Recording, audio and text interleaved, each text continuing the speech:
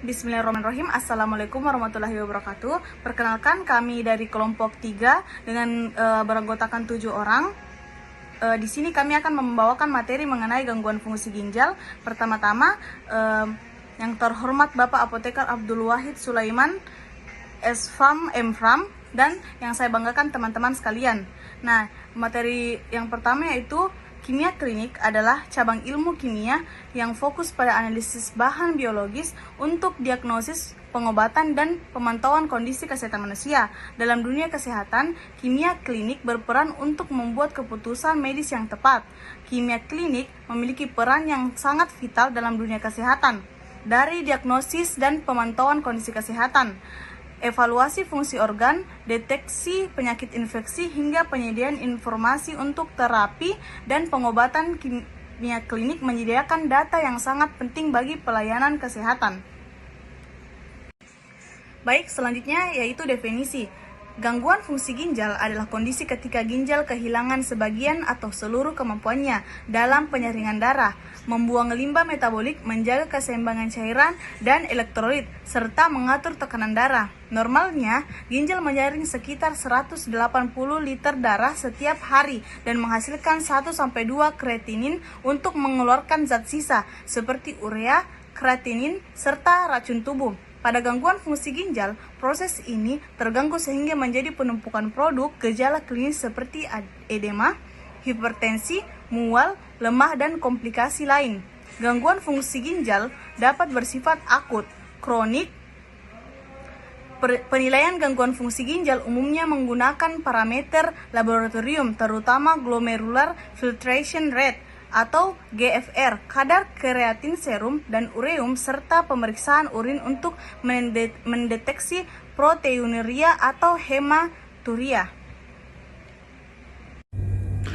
Mekanisme terjadinya gangguan fungsi ginjal. Gangguan fungsi ginjal adalah kondisi ketika ginjal tidak mampu menjalankan fungsi normalnya seperti filtrasi darah, regulasi cairan elektrolit, asam basa, dan fungsi endokrin. Mekanisme prerenal. Yang pertama itu penurunan fungsi ginjal akibat dehidrasi shock atau gagal jantung. Yang kedua, mengakibatkan berkurangnya aliran darah ginjal. Yang ketiga, menurunkan laju filtrasi glomerulus atau GFR.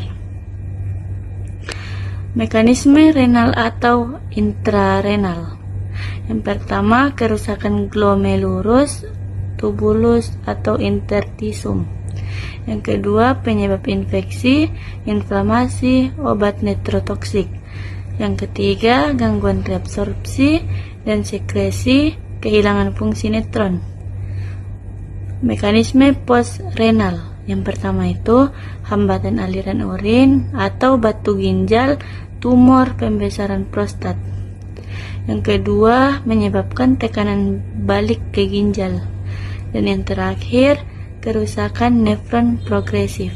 Baik, mekanisme seluler dan molekuler. Yang pertama, kerusakan endotel dan membran basal glomerulus. Yang kedua, nekrosis sel tubulus akibat iskemia atau obat. Yang ketiga, inflamasi kronis atau fibrosis ginjal. Yang ketiga, retensi produk metabolisme uremia. Adapun faktor-faktor yang mempengaruhi gangguan fungsi ginjal yaitu yang pertama, faktor penyakit sistemik, diabetes mellitus dan hipertensi.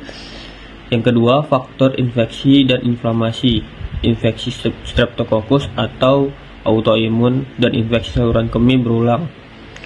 Yang ketiga, faktor obat dan toksin, obat netrotoksi dan paparan logam berat. Yang keempat, faktor sumbatan batu ginjal dan tumor traktus. Yang kelima, faktor gaya hidup, pola makan tinggi garam, protein berlebih, konsumsi minuman berenergi dan bersoda, dan dehidrasi kronis akibat kurang minum air putih.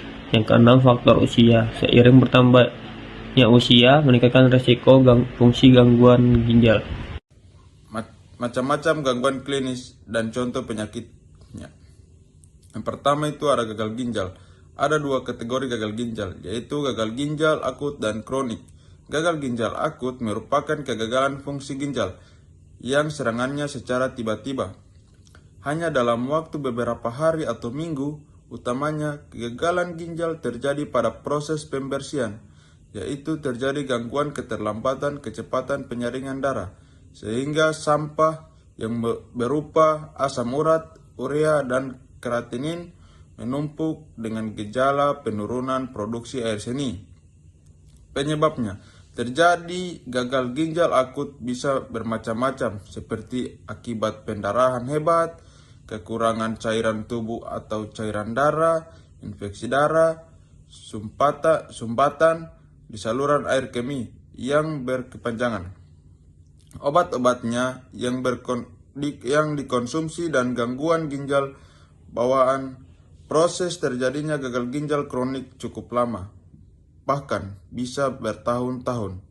Pada penderita gagal ginjal kronik, biasanya pemeriksaan darah di laboratorium menunjukkan tingginya kadar urea dan kreatinin.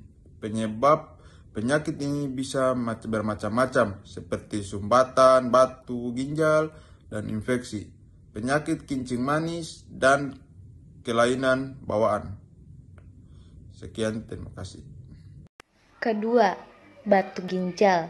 Batu ginjal adalah batu ginjal atau renal lithiasis adalah gumpalan kecil dan keras yang terbentuk dalam ginjal. Batu ginjal terbentuk dari mineral dan asam garam. Batu ginjal dapat disebabkan oleh berbagai hal. Pada skenario yang umum, batu ginjal berbentuk ketika urin berkonsentrasi, mineral mengkristal dan menggumpal. Penyebab dari penyakit batu ginjal dapat disebabkan oleh beberapa hal. Berikut ini beberapa faktornya. Pertama, ada genetik. Ada orang tertentu memiliki kelainan atau gangguan organ ginjal sejak dilahirkan. Kedua, makanan adalah makanan yang mengandung kalsium tinggi seperti oksalat dan fosfat. Kedua bahan tersebut mudah mengkristal di ginjal. Ketiga, ada aktivitas pekerjaan dan olahraga dapat mempengaruhi penyakit batu ginjal. Risiko terkena penyakit ini pada orang yang pekerjaannya banyak duduk lebih tinggi daripada orang yang banyak berdiri atau bergerak dan orang yang kurang berolahraga. Karena tubuh kurang bergerak, baik olahraga maupun aktivitas bekerja, menyebabkan peredaran darah maupun aliran air seni menjadi kurang lancar. Bahkan tidak hanya penyakit batu ginjal yang diderita, penyakit lain bisa dengan gampang menyerang. Itu menurut Sunanto dan Kuncoro tahun 2005. Selanjutnya, pemeriksaan penunjang pada pasien penyakit ginjal kronik dan batu ginjal. Pada pemeriksaan laboratorium pada penyakit gagal ginjal kronik terdiri yang pertama adalah urin. Jadi pada pemeriksaan urinalisis yang dinilai adalah warna urin, bau urin yang khas, turbiditas, volume dan osmolitas urin serta pH, hemoglobin atau Hb, glukosa dan protein yang terdapat di urin. Kelainan urinalisis yang terdapat pada gambaran laboratorium penyakit ginjal kronik meliputi proteinuria, hematuria dan leukosuria serta isostenuria. Yang kedua, pemeriksaan darah, urea, kreatinin dan ELFG atau disebut dengan estimasi laju filtrasi glomerulus, glukosa, kalsium menurun, fosfat meningkat, asam urat meningkat, protein, osmolitas darah perifer lengkap. Selanjutnya yang kedua, pada penyakit batu ginjal, pada pemeriksaan laboratorium terdiri dari urin. Pemeriksaan urin ini digunakan untuk melihat eritrosuria, leukosuria dan bakteriuria, nitrit, pH dan ataupun kultur urin. Pada pasien batu saluran kemih disertai dengan penurunan fungsi ginjal, maka tindakan aktif harus segera dilakukan. Yang kedua, pemeriksaan darah. Darah meliputi pemeriksaan hemoglobin, hematokrit, leukosit, trombosit, dan dihitung jenis darah, ureum, kreatinin, dan asam urat, dan urinalisa. Apabila pasien direncanakan untuk diintervensi, maka perlu dilakukan pemeriksaan darah tambahan berupa gula darah sewaktu, uji koagulasi ataupun activate partial thromboplastin time atau APTT internasional, normalisasi ratio atau INR, natrium kalium. Bila diperlukan dapat dilakukan pemeriksaan kalsium ataupun C kreatif protein atau disebut dengan CRP. pemeriksaan penunjang atau pemeriksaan lain, di mana pada pasien penyakit ginjal kronik dan batu ginjal. Yang pertama yaitu ada gagal ginjal kronik. Yang terus meliputi pemeriksaannya itu pemeriksaan radiologis, di mana pemeriksaan ini sangat bermanfaat untuk menentukan diagnosis. Beberapa gambaran radiologis yang tampak pada pasien PGK meliputi pada foto polos abdomen yang tampaknya ada batu radio opak dan ultrasonografi atau USG. Ginjal pada pasien PGK dapat memperlihatkan ukuran ginjal yang mengecil, korteks yang menipis, adanya hidronefrosis atau batu ginjal, kista, massa, dan klasifikasi ginjal. Berikutnya ada pencitraan, di mana pencitraan ini maksudnya adalah ultrasonografi untuk menilai ukuran bentuk ginjal, mengidentifikasi obstruksi, massa, atau penyakit ginjal. Berikut ada foto CT scan abdomen, di mana pada gambar ini gambaran ini menunjukkan bahwa hasil CT scan abdomen yang menunjukkan adanya divertikulosis, suatu kondisi di mana kantong-kantong kecil divertikula terbentuk dan menonjol dari dinding usus besar. Selanjutnya ada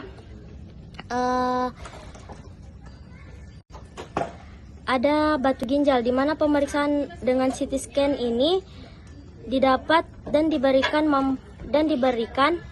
hasil CT scan yang pada umumnya dilakukan untuk mengetahui batu ginjal yang ada di dalam ginjal.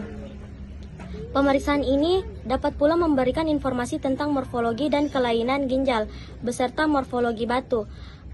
Pemeriksaan ini sangat bermanfaat untuk menentukan diagnosis. Beberapa gambaran radiologis yang tampak pada pasien PGK meliputi pada foto abdomen tampak batu radio opak dan ultrasonografi atau USG, di mana ginjal pada pasien PGK dapat memperlihatkan ukuran ginjal yang mengecil, korteks yang menipis, adanya hidronefrosis atau batu ginjal, kista, massa, dan klasifikasi ginjal. Selanjutnya disertakan gambar CT scan berikut, yang dimana gambar tersebut menunjukkan berbagai jenis pemeriksaan pencitraan medis yang digunakan untuk mendiagnosis batu ginjal. Di mana gambar kiri atas itu menunjukkan bahwa radiografi polos abdomen. Gambar kanan atas itu menunjukkan bahwa adanya radiografi abdomen serupa dengan gambar kiri di atas. Yang gambar kiri bawah yaitu hasil USG yang menunjukkan gambaran batu ginjal pada ginjal.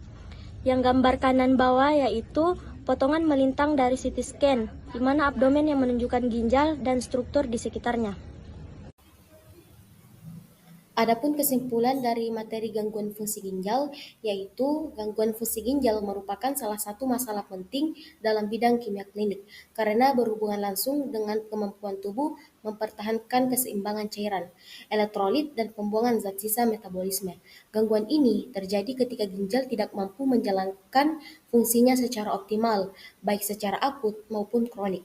Secara mekanisme, gangguan fungsi ginjal dapat disebabkan oleh kerusakan nefron, gangguan aliran darah ke ginjal, maupun obstruksi saluran kemih yang menghambat filtrasi dan ekresi zat sisa metabolik seperti urea dan kreatinin. Dalam pemeriksaan laboratorium, pasien dengan gangguan ginjal umumnya menunjukkan peningkatan kadar urea dan kreatinin serum, penurunan laju filtrasi glomerulus atau LFG, serta perubahan elektrolit seperti natrium dan kalium. Sedangkan pemeriksaan penunjang lain meliputi USG, ginjal, CT scan, urinalisis, serta pemeriksaan proteinuria untuk menilai derajat kerusakan ginjal dan penyebab yang mendasari.